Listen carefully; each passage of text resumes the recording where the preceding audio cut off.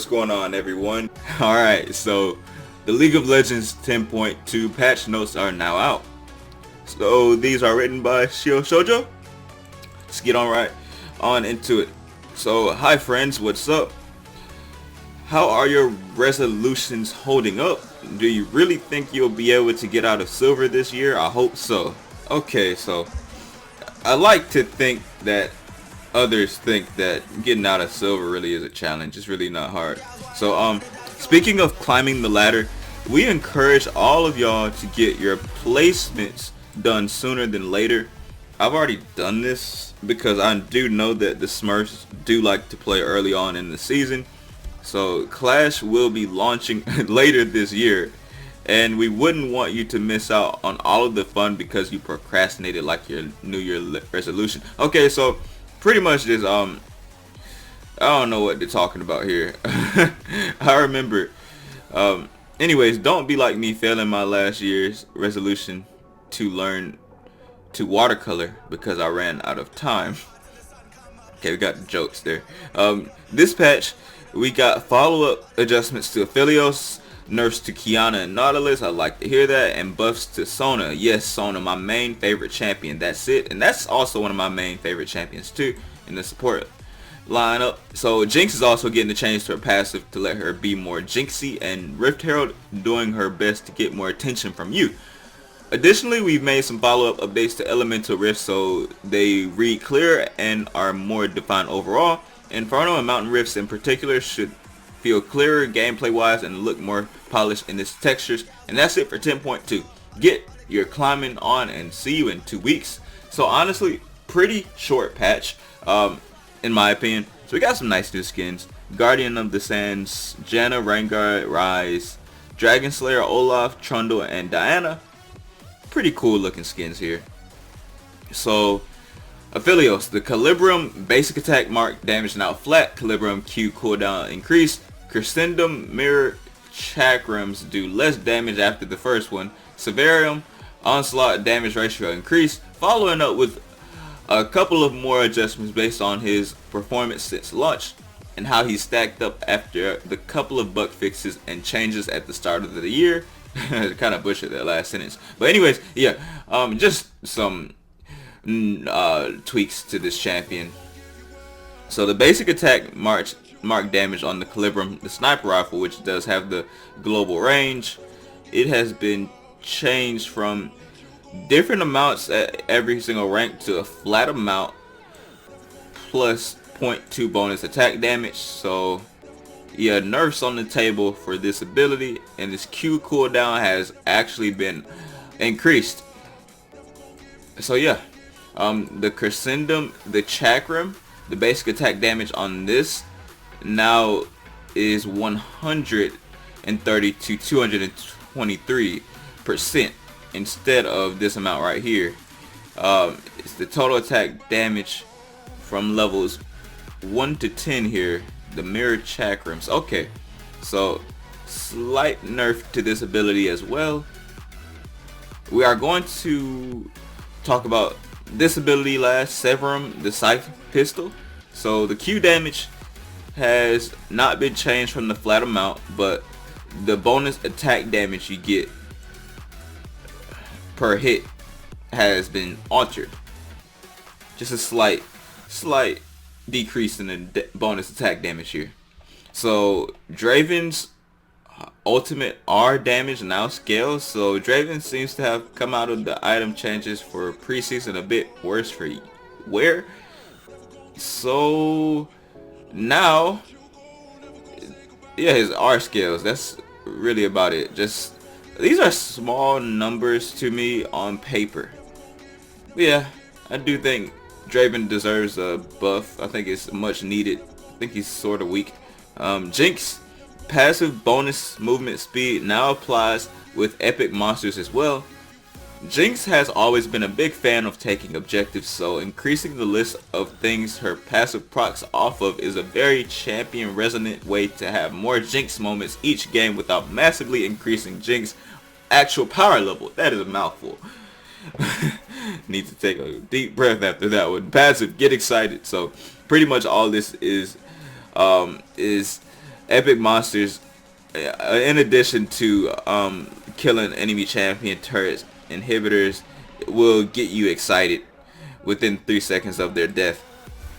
So yeah, like epic monsters, dragons, barons, stuff like that, you get movement speed off of that, so that's actually pretty cool. So Karma's Q and W base damage increased, helping out Karma's ability to scrap against her opponents. I don't agree with these buffs, but they are here. So they have increased Karma's Q and her flame to have 10 extra base damage each level, as you can see here on the numbers. And for her W, Focus Resolve, which is her root, they also have increased the damage by 10 each rank. So Lulu base armor and attack damage rounded up, E cooldown decreased, making picks a lot more available and therefore useful. So Lulu can make the best of her fairy friend. Yeah, the best use of her best fairy friend. Yeah, I don't agree with any type of LULU buffs. So that's what that is. A slightly lower cooldown, which is a flat amount on her shield. Higher armor and higher attack damage. Lulu definitely worth picking.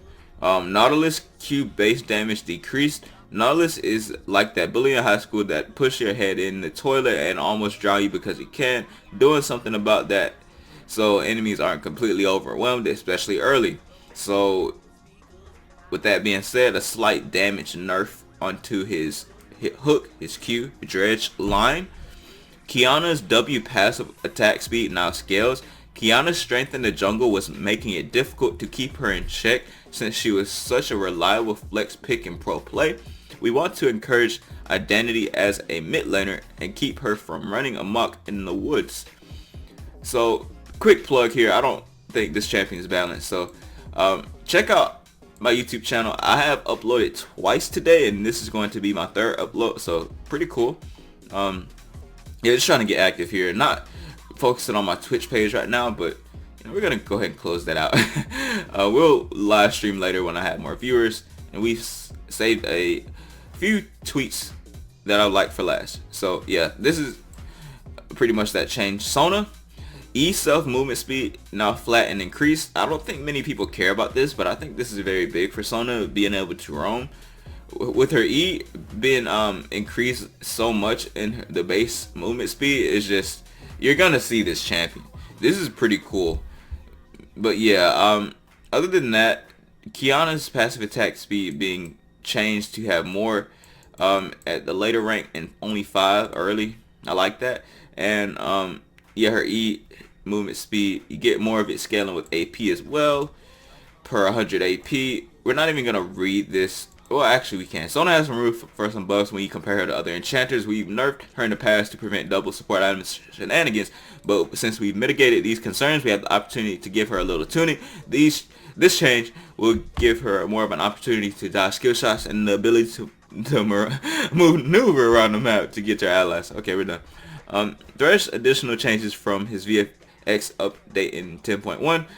Added Q width indicators for Pulsefire Thresh and Pulsefire Thresh Prestige Edition, and Pulsefire Thresh now properly uses his new Q cast effect. So yeah, his Flay also has an new added quick cast indicator on all skins, and Pulsefire Thresh VFX added circles around Pulsefire Threshes and Pulsefire Thresh Prestige Edition's Thresh E to match his other skins. Moving on, Thresh W movement speed increased and E slow increased. Buffs on Trundle.